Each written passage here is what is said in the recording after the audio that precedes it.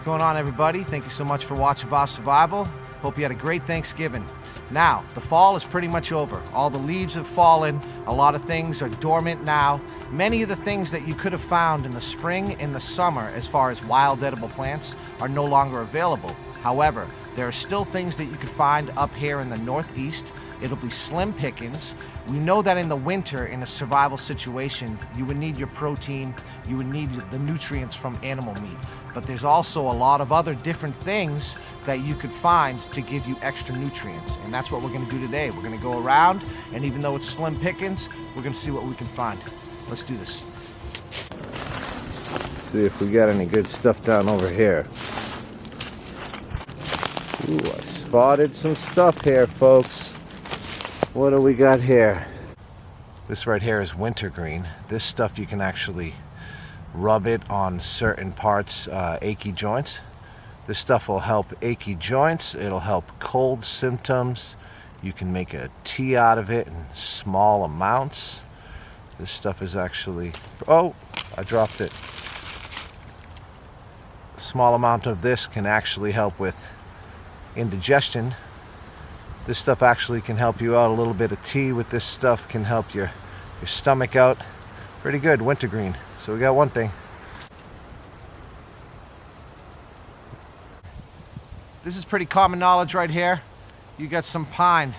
You can make some nice tea, get some nice vitamin C and antioxidants out of it. You can use the sap to help with wounds. It's very beneficial. You can eat the inner bark, the cambium. So pine. Number 2. Pine bark cambium.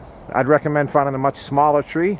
I made a video a long time ago, go check it out, where I eat some pine bark cambium and talk about the nutrients. So there's another.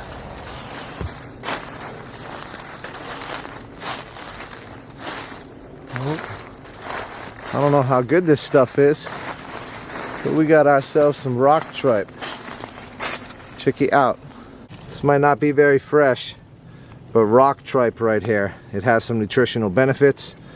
It's definitely not going to taste like filet mignon or even anything remotely good, but it'll give you nutrition. Number 3. Apparently George Washington and his soldiers at one point ate a bunch of rock tripe in order to avoid starvation. And this stuff is known to actually stimulate the immune system as well. Look at it. You would never think, right? Ew, look at this. You can eat it. I believe this is the eastern hemlock. So, good antioxidants, good vitamin C, and this is similar to the spruce and the pine. Make a tea, get some vitamin C. That rhymed. It's getting cold and windy, folks. It's about 30 degrees already here. No more summer.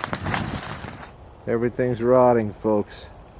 Now this could be turkey tail, but you gotta watch out because there's a false turkey tail with red in it. So usually turkey tail is much darker. You see? These look like they could potentially be honey mushrooms, but they're already rotting. So slim pickings. Dewberry leaves. In the summertime, they got berries, but you can actually put this in a tea and get some nutrition. Look at that. Dewberry. It ain't plants, but you got a beaver here, so if you were surviving, trying to look for food, you would look here and you would think, oh, somebody's building something. Look at the ice. Look in there. If you see a fallen tree, take the time. And these are signs of grubs. You just got to be careful. Look at this huge thing. I got to get out of here. Grubs, you might be in there. This looks like it's unfortunately not fresh. That this is either a hedgehog mushroom or related to a hedgehog mushroom. Look at that. So close yet so far away. That stuff over there, those lilies are edible. But unfortunately, you'd be taking a risk. Look, there's a lot of water in between me and the lilies. Can't help but notice right here, there's a little animal in there, so you'd be looking for animal meat too, and that right there would be a great place to potentially put a snare.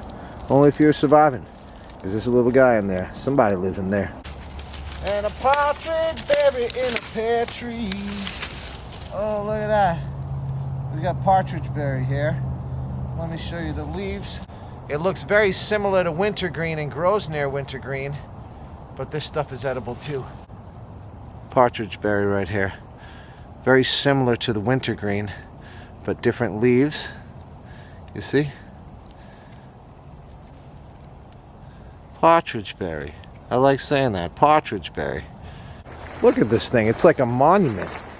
But if I was looking for a shelter to build where I know that I would have the ultimate wall to retain my heat, oh my God, this would be the ultimate spot. I may have to end up building a shelter here. We got some black oak right here, folks. And this stuff is actually amazing. It's used for chronic dysentery. You can make an infusion, use it as a gargle for sore throats and hoarseness and colds. Helps indigestion, helps asthma, helps intermittent fevers. Black oak is actually pretty dang beneficial, man.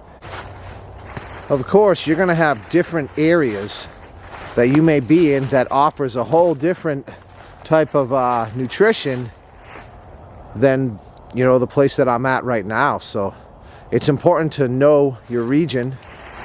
And after you know your region, oh my Lord, the amount of things to learn.